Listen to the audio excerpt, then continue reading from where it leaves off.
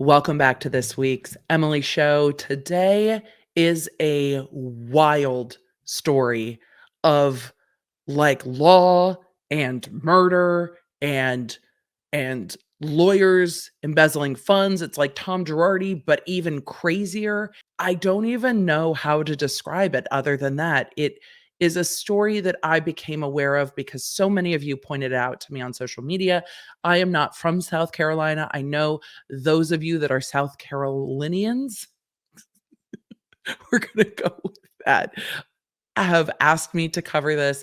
And after Alex Murdaugh's arrest late last week, I was like, okay, what's the tea? And down the rabbit hole I went. There is so much information. There are 5 different homicide investigations going on, it seems, connected with this, or at least 5 suspicious deaths. We'll go with that. There are a multitude of lawsuits and 2 different arrests. It's a whole lot. It's a whole lot. This is going to be a movie, and down the road, you're going to be like, I heard about this. I know this. It's literally just so crazy. You cannot write it. Sometimes truth is stranger than fiction. I wish that was my quote. It's not. It's bad religion. We should just get into today's episode because I say this every week, there's so much to cover. I'm going to be covering the timeline of everything that's happened today. And I've pulled up a lot of the different legal documents spanning multiple counties in South Carolina just to give myself kind of footing. I don't always know how the news portrays things versus how I would characterize them after looking at the legal documents. Remember when all of the media said that Brittany's dad had resigned when the legal documents said that's actually not what he was doing? This is why. This is why I love going to the documents myself to get a grip on what's being said within those documents. And we pulled a lot of them. South Carolina, bless you for not charging for legal documents. I will follow many cases in your fine state because it's much appreciated versus like Nevada that charges $1 per page. Legal commentator life. I'm not complaining. I actually love it, but it's really, really nice to be like, oh my God, really? Thanks, y'all. This has made things so much easier. So let's get into today's show. We've got a lot to talk about. Hey there. Welcome to the Emily Show. I'm your host, Emily D. Baker, badass lawyer and everyone's favorite legal commentator, breaking down the legal shit in the news and pop culture stories you want to talk about. I've been a licensed attorney for over 15 years. I'm a former prosecutor, and I'm a big fan of the cursey words. So let's break it down.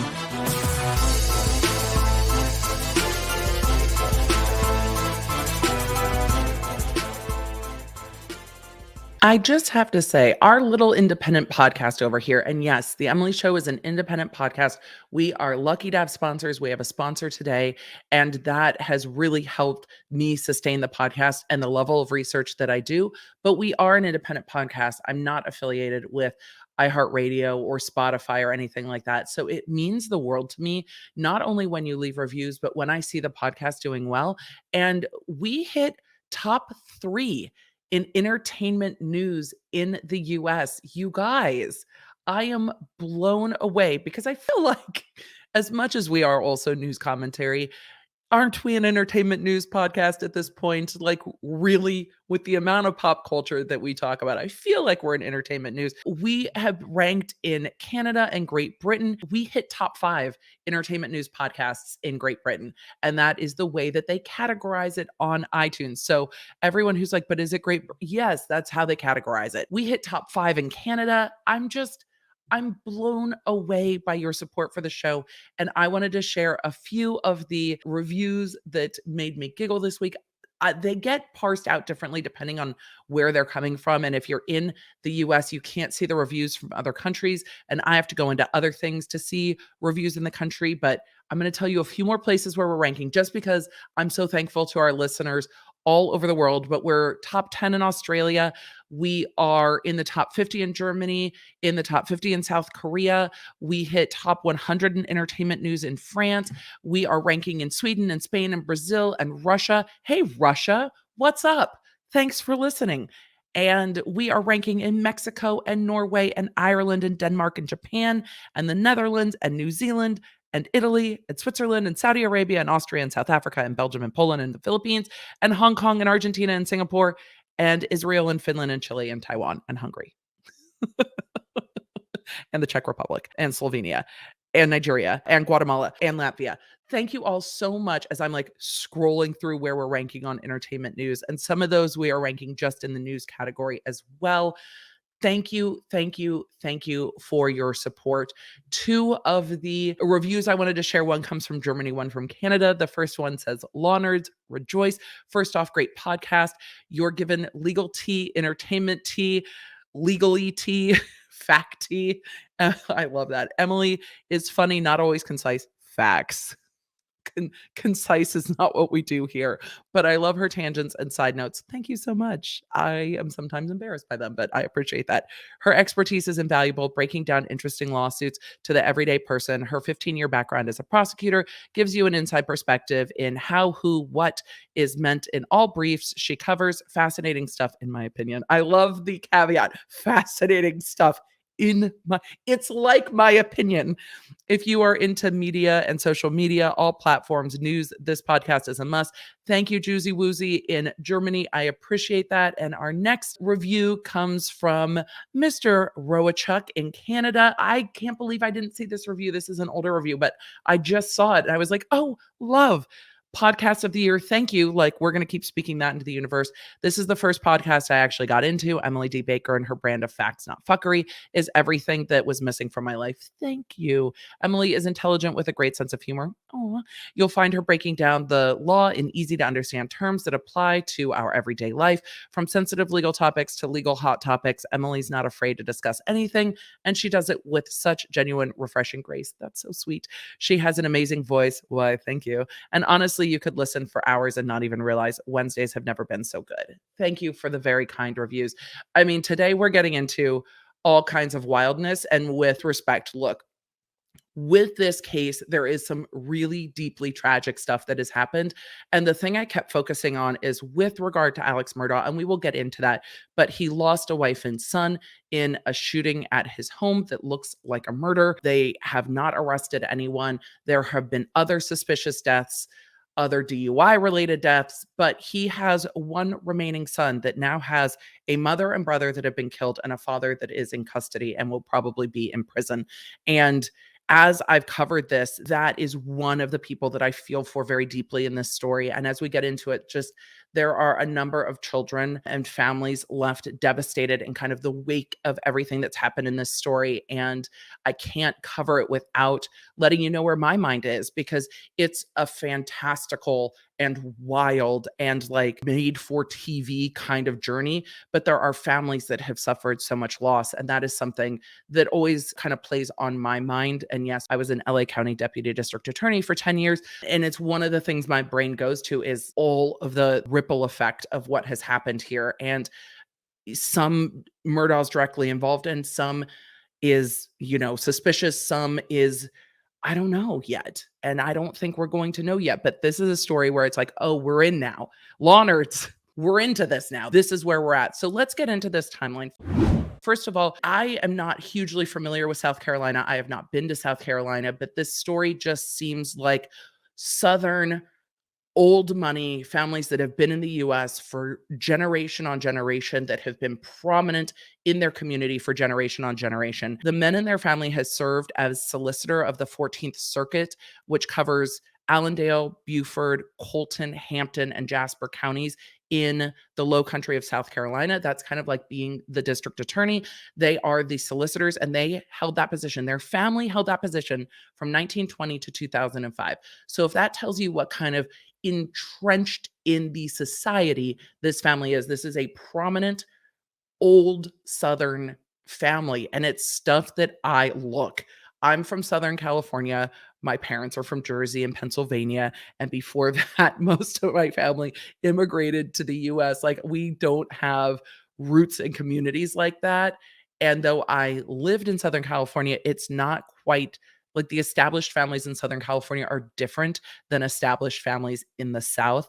And so it's something that I have this very like gone with the wind notion of, which I say jokingly, but really you can conceive of it as related to pop culture and television, like, "Oh, these are proper Southern families that have been here for generations." It's like that I can't relate, not my world.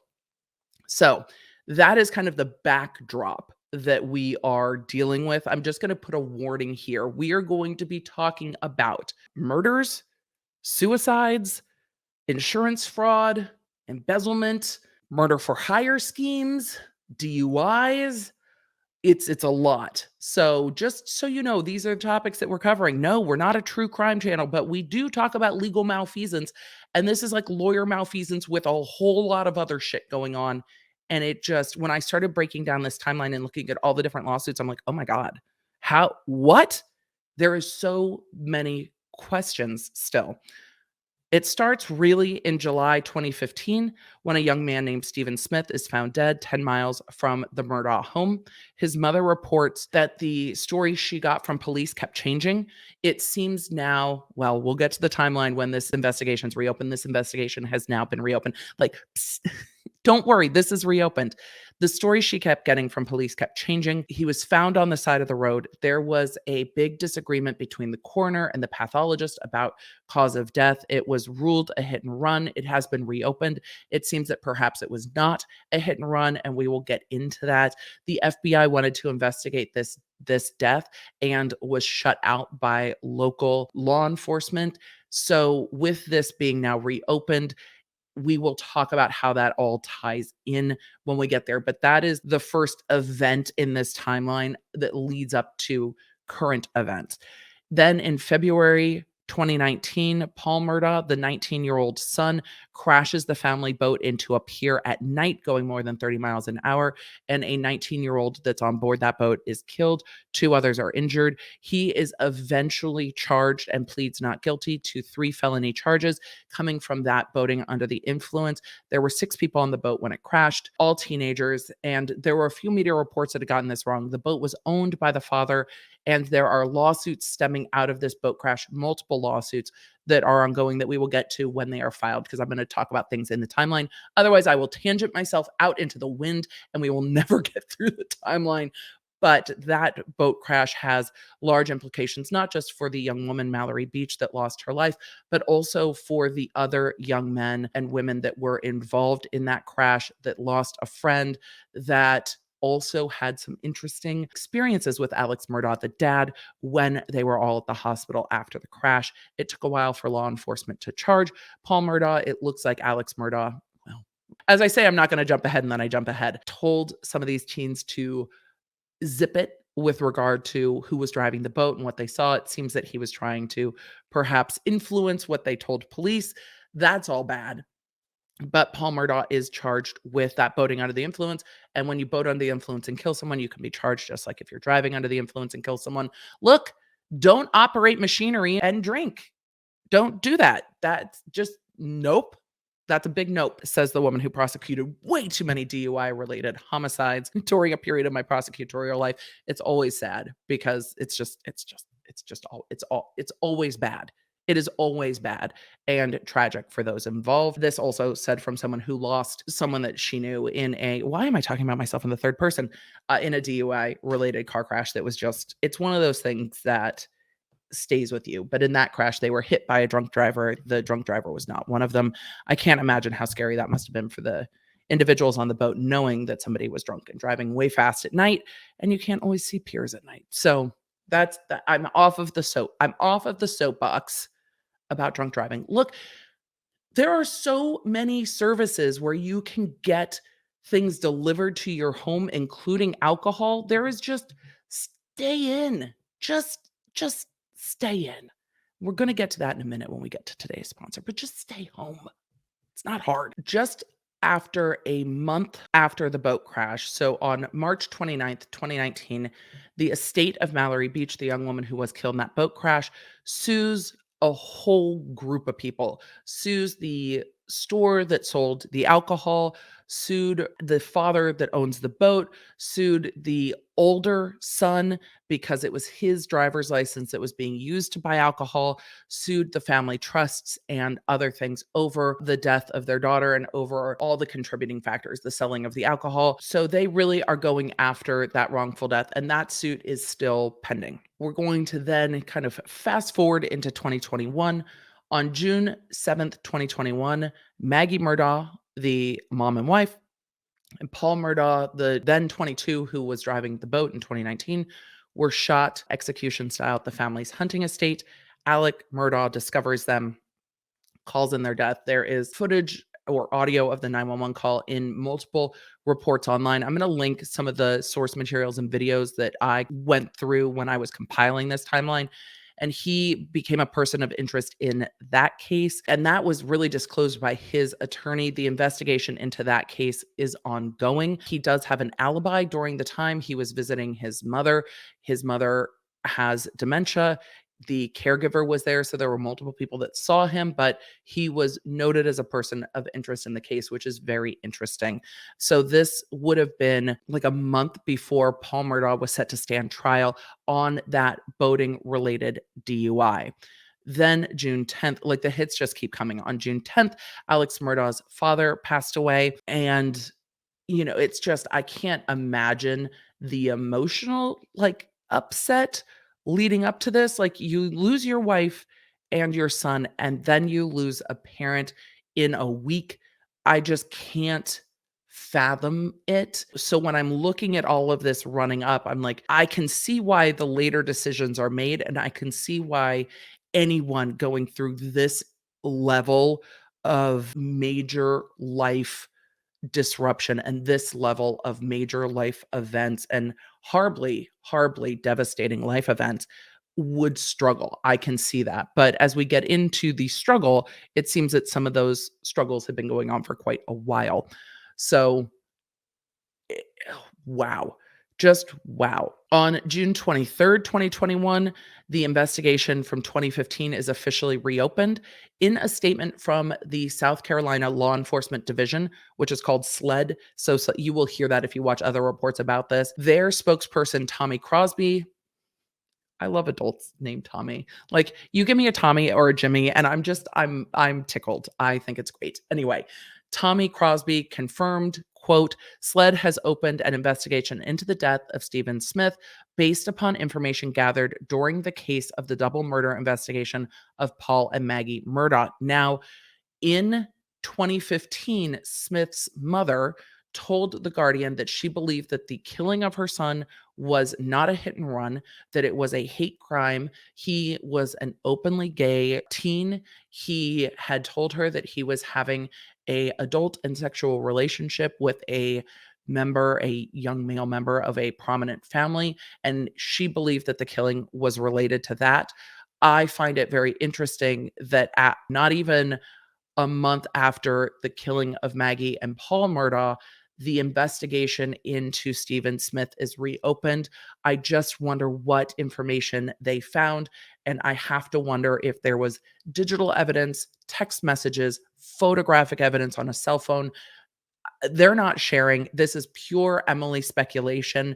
But for it to turn around that fast, it must have been something that was open and apparent to law enforcement fairly quickly. So that's why I speculate with regard to a cell phone, text messages, things like that, because that would be easily discovered fairly quickly, more quickly than forensics or things like that. So that is purely my speculation, but it's very interesting given what the mother had said. Again, so many families are devastated. We have two teens, Stephen Smith and Mallory Beach, who have grieving families. And then we have the Murdaugh family that has lost a mother in this immediate family, a son in this family, and then a father. So all of that extended family has suffered substantial loss as well. It's quite staggering, the timing of all of these events. But I hope that the investigation into Stephen Smith's killing really gives some more light, because it seems like there was a lot of shifting in what was said. I knew I missed something, So we're gonna have to jump back in time because I totally glanced over it in my notes because I was talking about the lawsuit with Mallory Beach. In between the lawsuit of Mallory Beach being filed in March of 2019 and the boat crash in February 2019 was the death of the family housekeeper, Gloria Satterfield. So let me talk about that real quick. On February 24th, 2019, there is that boat crash and an investigation starts from there. On February 26, 2019, the family housekeeper passes after a trip and fall at the house. The Murdaugh family said that she tripped over the family dog and fell. She was in the hospital for a period of time before she passed in a coma. There was no autopsy ever performed. Her death certificate indicated that the manner of death was natural. However, if you followed my other content, you know that we've talked about the 5 manners of death, which are accidental, natural, homicide, suicide, and undetermined. In a trip and fall, if somebody tripped and fell over something, hit their head, and passed, that would generally be categorized as an accidental death, not a natural death, more like a heart attack, a stroke, or something like that, something from natural, like bodily causes, not a fall. A fall off a bike where somebody passes is going to be an accidental type of death. So the manner of death on the death certificate is sus and raised a lot of questions. Footnote, there's going to be a new investigation into this death as well, and it's going to factor heavily in to the lawsuits that we talk about down the road. So we now have the death of Stephen Smith being reopened, and we will get to the timeline where the death of the housekeeper Gloria Satterfield is also reopened. So now there are the passing or the killing, it seems, of Stephen Smith, the passing of Gloria Satterfield, the killing of Mallory Beach and that boating under the influence, and the killing of both Maggie and Paul Murdaugh. It is a lot in a very short period of time. And you all are like, wait, what is happening? Agreed. I agree. I agree. That brings us now into July of 2021. There are court filings that allege a civil conspiracy connected to law enforcement and the members of the Murdaugh family related to the boat crash. So that filing alleges a civil conspiracy. So the filing is from one of the gentlemen that was in the boat crash and is saying, look, there was something going on. There was no field sobriety test taken of Paul, though another individual, a young man named Connor Cook, had a field sobriety test taken on him, though he was not the one driving the boat. The boat belonged to Alex Murdaugh. His son was driving it, though Alex Murdaugh, we will get to it. We will get to what he allegedly told the teens when he got to the hospital, but there is a lawsuit filed saying, hey, whatever was going on with law enforcement, were they protecting the family and alleging this civil conspiracy? And that is still ongoing with ramping up discovery motions and filings and what have you. So there is quite a lot that I think is going to come from that July 7th, 2021 civil filing. Before we get into September and quite a lot in October, I want to take a minute to thank the sponsor for today's podcast because sponsors help the podcast happen. And I think that you might enjoy this one. The sponsor of today's show is DoorDash. And DoorDash is a service my family and I have used for restaurant delivery food for ages and leaned on quite a lot during the early days of the lockdowns in Southern California. But did you know that DoorDash has a subscription called Dash Pass, right? You have subscriptions for everything, or at least I do. I have a subscription for music, for Apple Plus, which is like fitness and TV shows. We have Netflix, we have Hulu. We have so many different subscription services. You can also put DoorDash on subscription with Dash Pass to save money. So if you try Dash Pass by DoorDash, you can unlock tons of savings. And I've got savings for you today. But DoorDash isn't just for restaurants. Yes, there's over 1,800 restaurants that work with DoorDash, but it's also for things like pet supplies and groceries. And with Dash Pass, you can get unlimited $0 delivery fees so that you can save more when you buy more. If you are ready to save money on your DoorDash orders, use promo code LawNerd for 50% off your first order of $12 or more after you sign up for Dash Pass. That's 50% off your first Dash Pass order up to a $20 value with promo code LAWNERD. Say goodbye to delivery fees. Get Dash Pass from DoorDash today using promo code LAWNERD. When you've got zero delivery fees, you're free to get more because you can. Start your free monthly trial today. Look, if you're already DoorDashing things to your house, Dash Pass is a great option for you. And I love a $0 delivery fee. Look, I do. You just take care of it all at once. It's kind of like, Amazon Prime, but for delivery services. So go ahead and check out today's sponsor, Dash Pass. Let's get back into the legal breakdown. So after that July 7th civil conspiracy filing, something is triggered, and the law firm that Alex Murdaugh was working for has started to look into what he was up to and confronted him. On September 3rd, he resigns from the family law firm. The law firm is named PMPED, which stands for Peters, Murdaugh, Parker, Etzroth, and Dietrich. That is the law firm. And you will see when you go to the law firm's website right now, they have a very interesting message still up on their website that says, "A message to our community. The lawyers and employees of PMPED live and work in Hampton, Jasper, Colton, and Beaufort counties. Most of us grew up in the area, attended local schools, worship at local churches, and continue involvement with local civic organizations and charities. We are proud of our community and are distressed by the tragic situation involving our former partner, Alex Murdaugh. The negative attention that this has brought to the community and our firm is regrettable. PMPED is a robust firm with skilled, experienced attorneys who represent our clients with a fierce commitment to obtaining justice. We were shocked and dismayed to learn that Alex violated our principle and code of ethics. He lied and stole from us." Wow. He lied and he stole from us. No member of PMPED was aware of Alex's scheme. When we learned he betrayed our trust, we requested his immediate resignation. We have yet to speak to anyone who was aware of his addiction to opioids. Don't worry. Discussion of that is coming up. While Alex's situation is tragic, be assured that the firm is strong and focused on representing its many clients. We provide legal services locally and statewide. We hold ourselves to the highest ethical standards in handling our clients' cases. Despite the widespread recent publicity, we continue to work to represent our clients with the same diligence and professionalism as prior to the discovery of Alex's misdeeds. The funds taken by Alex will not affect current or future PMPED operations. No client of PMPED will suffer a financial loss as a result of Alex's misconduct. We have read the media reports about the lawsuit and settlement resulting from the death of Gloria Satterfield. If those reports are accurate, we are stunned at what occurred. It is important for everyone to know that PMPED did not represent Alex in that case. His insurance company hired counsel to represent him. Like many of you, we have lots of questions about Alex and what has recently come to light. We don't know the answers, but we will continue assisting law enforcement and other authorities in efforts to find the truth. PMPED is committed to our clients and community. You can count on us to operate our firm in an honorable and transparent fashion.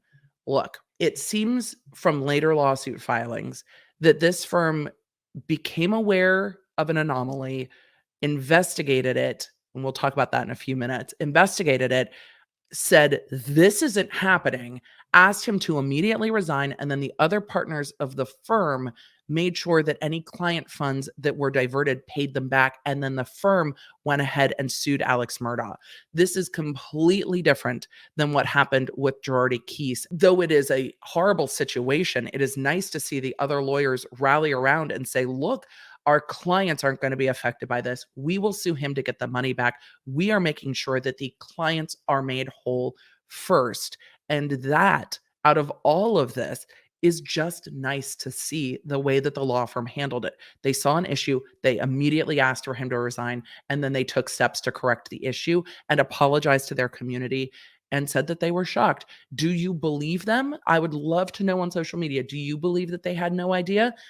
It seems that everybody had no idea, and that there is a substantial opioid addiction that might have fueled some of the misappropriation of funds that's being alleged that went on here. And we will talk about that scheme in a minute, because in court, when Alex Murdaugh is later arrested, his lawyer said, look, he is fighting a 20-year opioid addiction. So while I said that the events of losing his son, losing his wife, and losing his father all in close time can really cause anyone to struggle, it seemed like he was already in the throes of dealing with a substantial addiction and then had all of this go down. I don't know if the things that happened in June 2021 led to a ramping up of what he was doing with the law firm, and that led to him getting caught. I just don't know. But it seems reasonable to me that that could be the case. So, according to the lawsuit filed by PMPED, Alex Murdaugh was confronted the morning of September 3rd, 2021. He was told he was going to resign immediately. This all came to light. I'm just going to pull up the later filed lawsuit. As I said, don't jump ahead, Emily, you'll get lost. And then I went ahead and jumped ahead. This isn't filed until October 2021, but it's only a month different.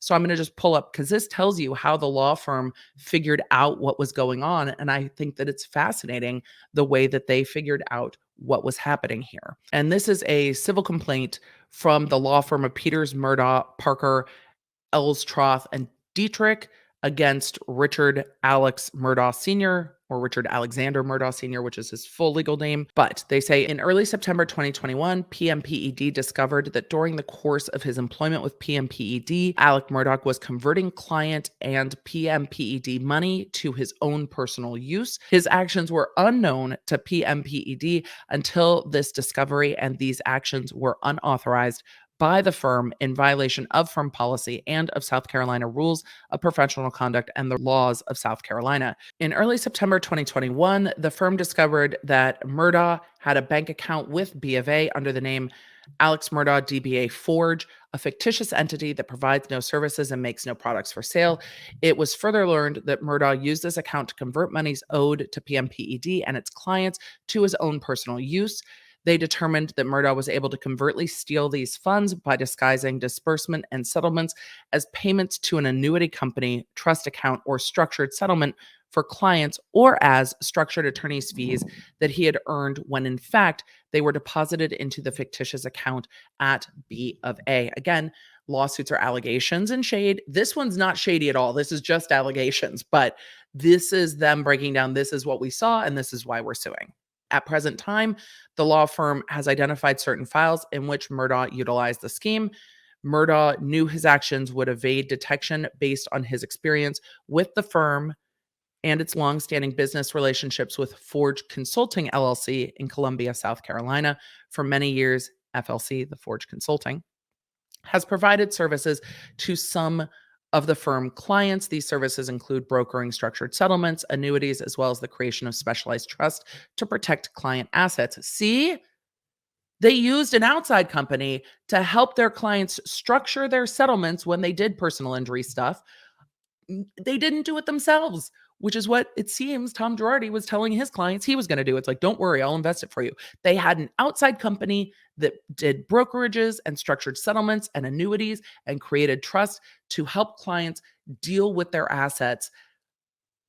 Look, when you do things the right way, well, someone in your firm can still steal from you, they're alleging.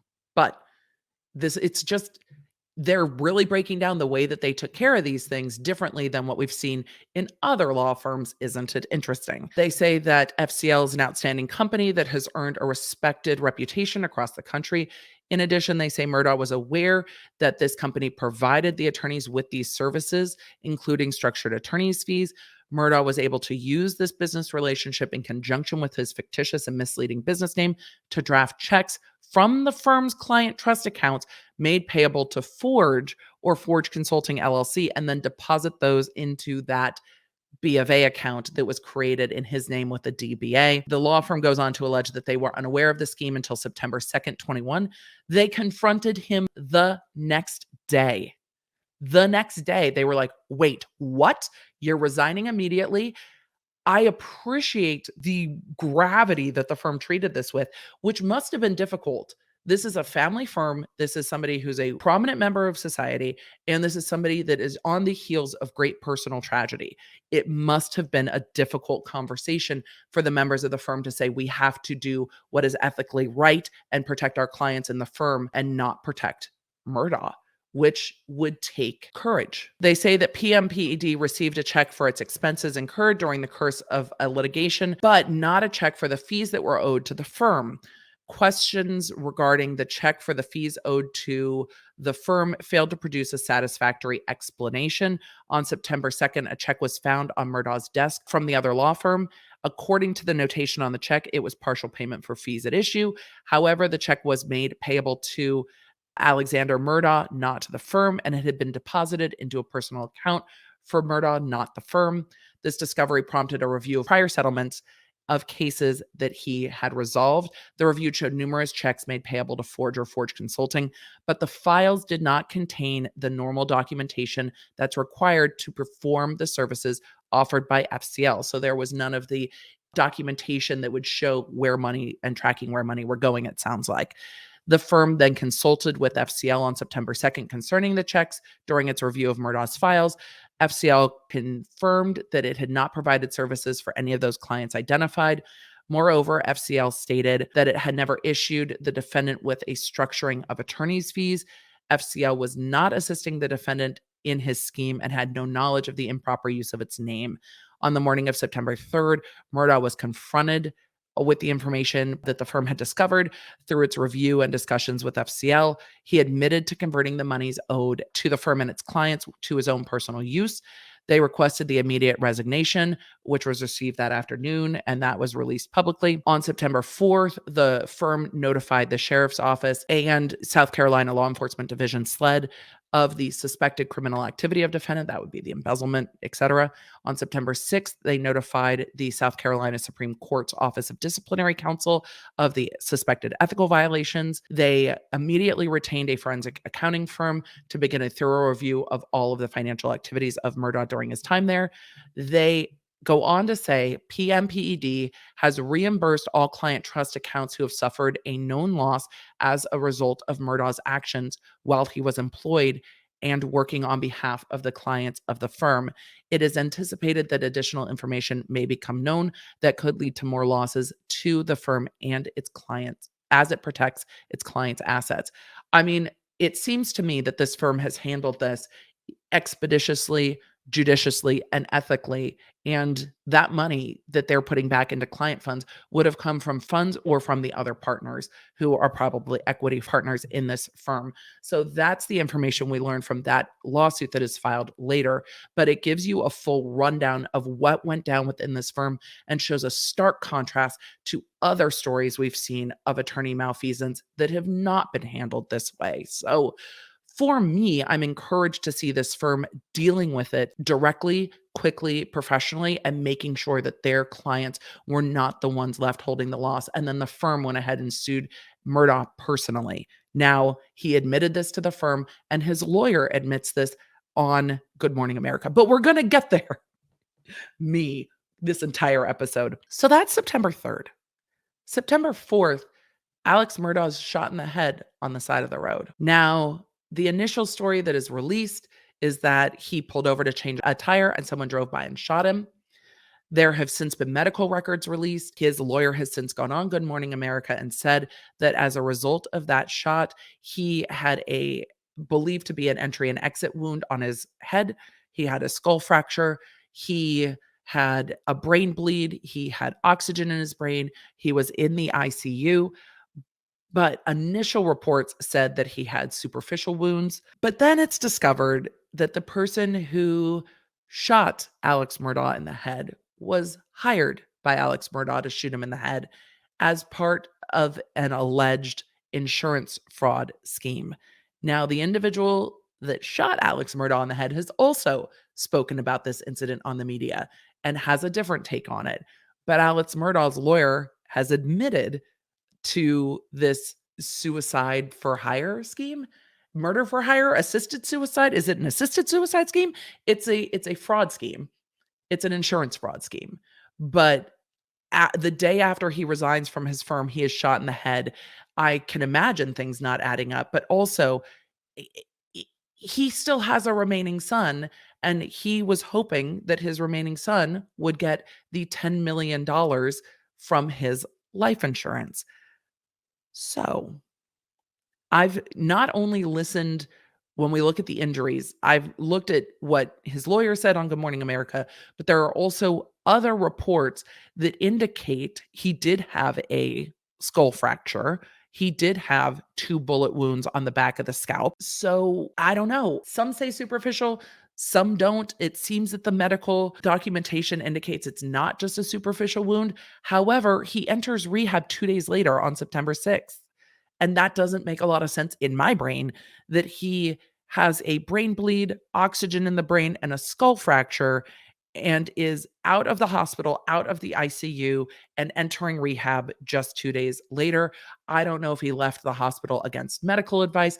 I don't know if being in the hospital 2 days was aggravating his addiction. I don't know, but it seems oddly fast to me to be in and out of intensive care and then going into a rehab facility. I don't know the level of medical care provided by the rehab facility, but it seems that someone with a shot to the head maybe would need more medical care. That's just me. Maybe not. I'm not a doctor. I'm not a medical expert. I don't know. On September 8th, his law license is suspended pending an investigation. Shocking. Now, the lawsuit says that September 8th is the day that they reported this. So these actions are reported on September 6th, and on September 8th, he is suspended while they are continuing to investigate. I imagine that a disbarment is coming. I think that that's the least of Alex Murdaugh's worries, but I believe that that's on the way. On September 13th, state police opened an investigation into what was going on at the law firm with regard to the money malfeasance.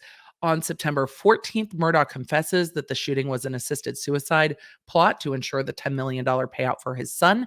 He says that Curtis Smith, who's a one-time client of Murdaugh's, was the one that did it. That individual is charged with the shooting and charged with assisted suicide, conspiracy to commit insurance fraud, and insurance fraud.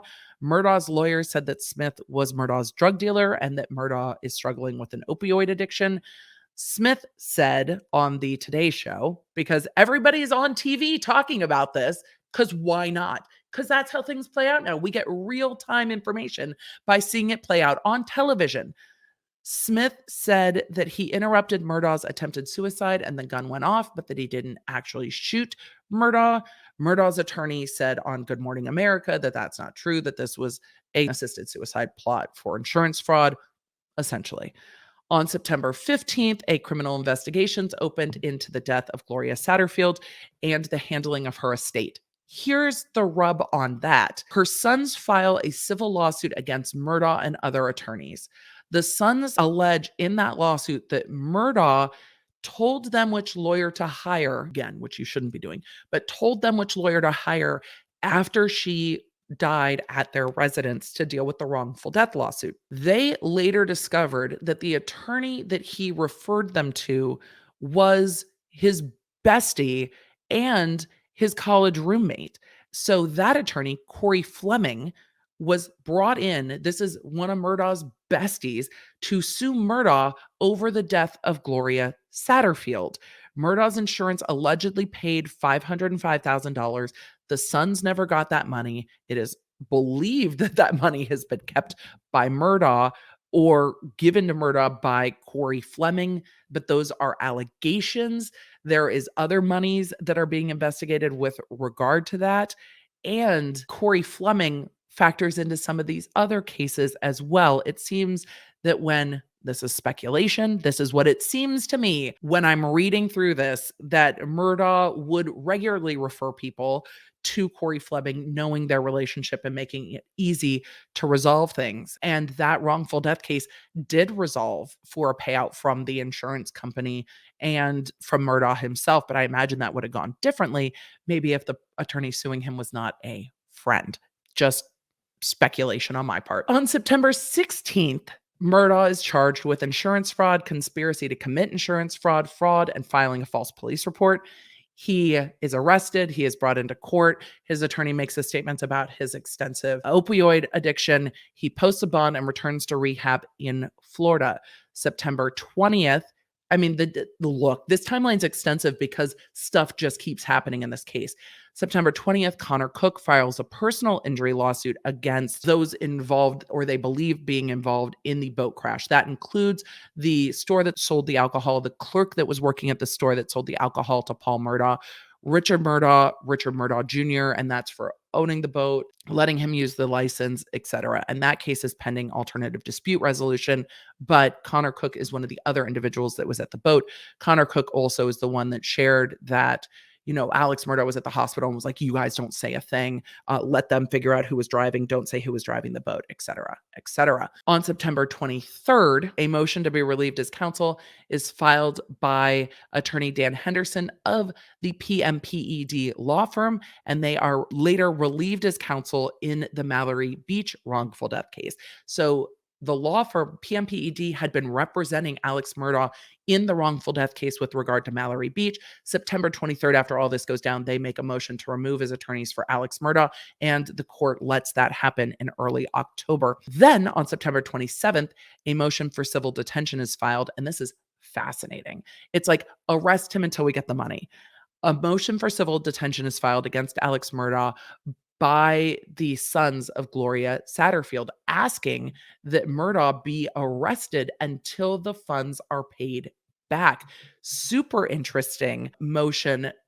Not everywhere can you get a motion for civil detention, but South Carolina, you can.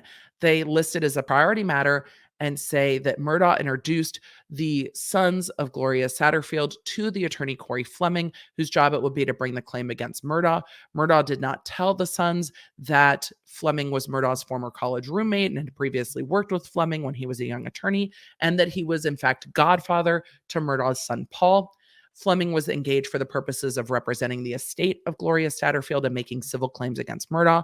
The sons are the sole heirs of Gloria. They say that in the fall of 2018, Fleming, the attorney, advised the sons that they would be better served if Tony, one of the sons, ceased his role as personal representative of the estate, and if that role were entrusted to the vice president of Palomento State Bank, Chad Westendorf, as there would be business issues that arise that were beyond the son's experience.